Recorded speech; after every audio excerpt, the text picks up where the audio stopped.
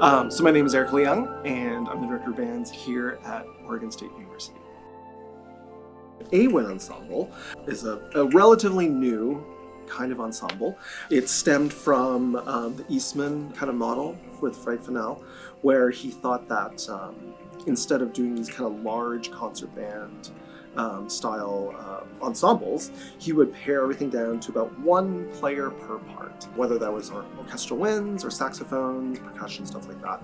And so that dated to about 1950 or something like that.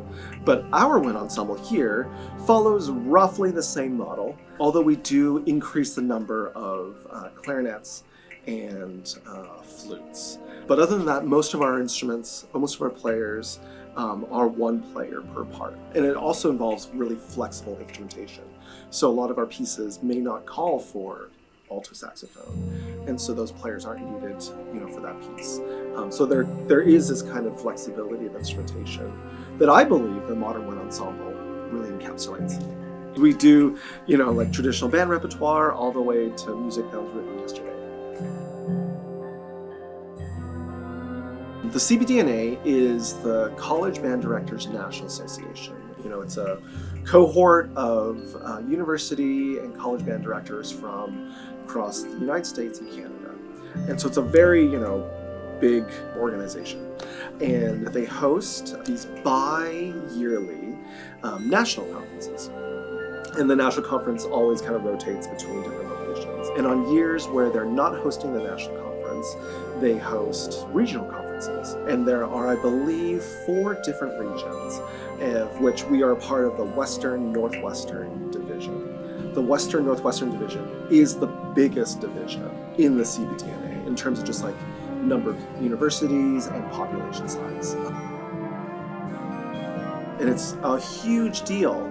It's a wonderful place for all of us colleagues to gather, but it's also a wonderful place for us to listen and celebrate all of the great music that is being performed and written for our groups.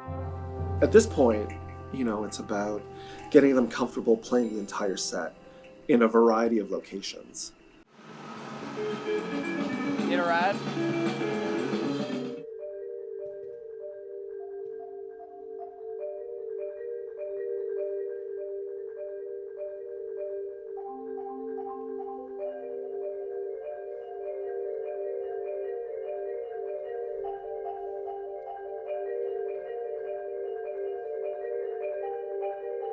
So we're doing 3 pieces. The Timpani Concerto, Storm Chasers, is what it's called.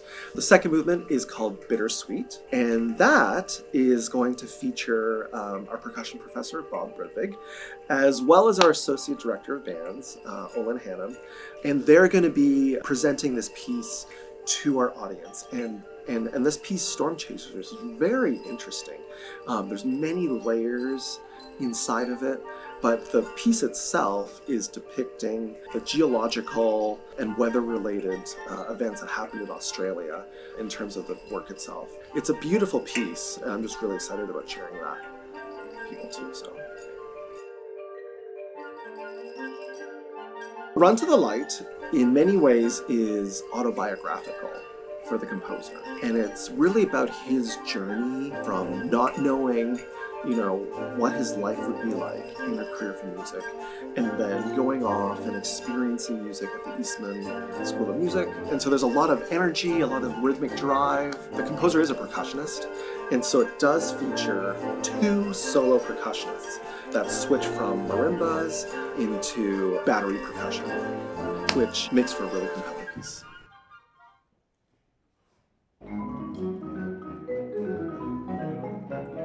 Jonathan Newman's symphony, My Hands Are City, is one of the older pieces on our set list. It was composed in 2009, and My Hands Are City is a very interesting piece of music because it draws references to beat poetry, to photography of Robert Frank, as well as the music of Miles Davis, Charlie Parker. And so this piece folds in all of these elements.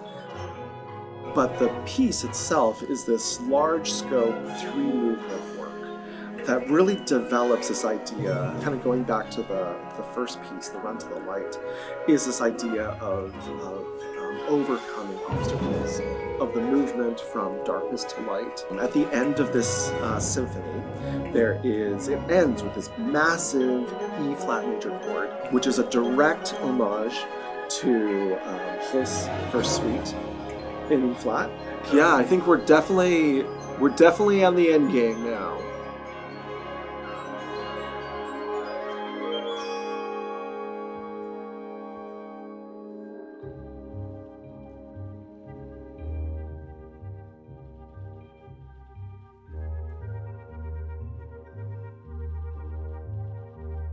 Our skills right now is that class is going to be awesome.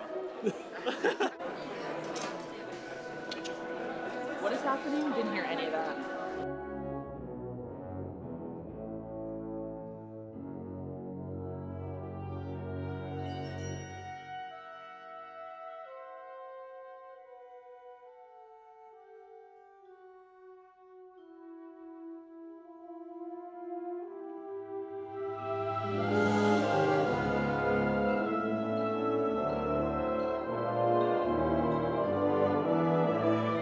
Yeah, we did 5 some odd performances of the piece, which is like every time we perform the piece, it just gets better and better.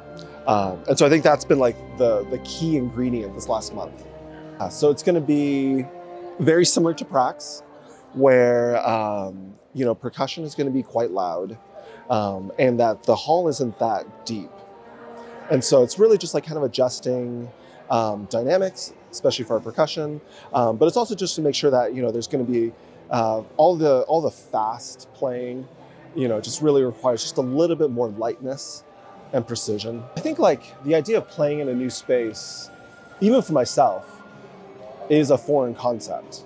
Like I just assume like you just play and like you just do what you do. Right, and I think like as I've gotten older and more experienced, I've thought a lot about like how the spaces translate into our own performances. As any trip, there's always unexpected things that happen. But the kids have been really, easygoing, flexible, adaptable, which is great. And I feel like they've really bonded, on this trip. And so it's good to just see that, as they get like closer and closer together. I'm hoping that it also translates into just them playing better with each other. I'm just really proud of the kids. I'm really proud of them.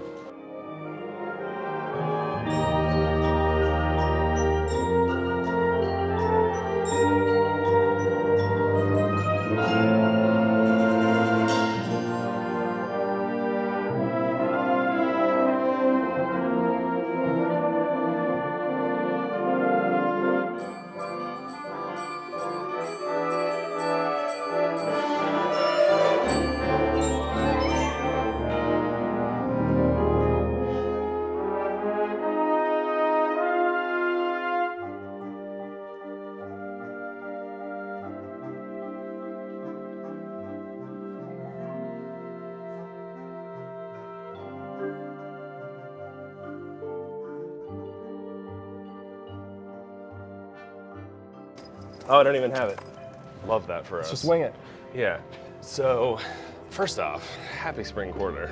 Yeah. So, I don't know about for you, but for me, performing at CBDNA is a bit of a milestone professionally. Mm-hmm. You know what I mean? Oh yeah.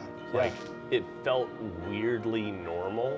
You know what I mean? It did feel weirdly normal. Like stepping onto stage. Yeah. It was like I know that this is a big deal, but it just feels kind of like a normal concert. Like we've done this enough times. Yeah, we've done it enough times. Yeah, and I think it felt good to have that sense of like, okay, well, this is just going to be normal. Yeah. And it was really, really good because beforehand, like John Lynch came up to me, and was saying like, Eric, you're going to play in front of the most supportive audience that you've ever had before. And I was like, oh, that feels so good. Yeah. Just to know that. Right. Like that was like the Lakuta, the one that I was doing, is like, it's not what I would describe as like a super audience accessible piece. Yeah. But that audience. Oh, they loved it. You know what I mean? Yeah, they like totally loved it. That's the audience Right. for a piece like Yeah. that. The Newman, yeah, same and thing. same with the Newman. Yeah. So was the hall? Did it sound the way you expected it to? Yeah, I think it did sound the way I expected it to. You know, like kind of tall ceilings like Prax, but you know, like not that deep. Yeah. You know, and there like- was no. It surprised me there was no fly space. Right. There's no fly space. Yeah. Yeah, which is normally like a sound suck. Right. In Yeah, halls like that. Right. Yeah. Yeah. And so, you know, I think like having the opportunity to go into Prax and do all that kind of stuff. Yeah. They understood like, okay, what we have to do Right. in order to play in this space. Right. And I think they did a really amazing job. Yeah. People started understanding like the delicacy that you have to play with on Yeah. that stage. Yeah. And to be honest, like I've never really thought about that until getting into Prax. Because in the Stewart Center, it's kind of like you kind of just get up there like Babe Ruth and Right, point you to the just play. rafters, right? You just play. Right. Yes. Yeah, and there's very little kind of like, all right, let's nuance this, let's do this. So how did they do? How did they react to the moment? Right before we started the Newman, I got up on the podium and I remember just like looking out and just feeling like a sense of like warmth and camaraderie, you know, and just like thinking to myself, like, I'm just gonna enjoy, you know, this next half an hour. And it was like this really wonderful moment of just like kind of settling myself. That's a feeling that I don't think a lot of people understand. Is like people will talk to you after a concert Yeah. and they'll ask like, how does it feel for this mountain to have been summited? But really, if you're there, the Yeah. mountain is summited before the downbeat, and then you just get to have a good time. Right. And that Yeah. feeling of standing there with silence in the air, Right. I love that feeling. Right. And it's just like there's this confidence of just like, this is gonna be great.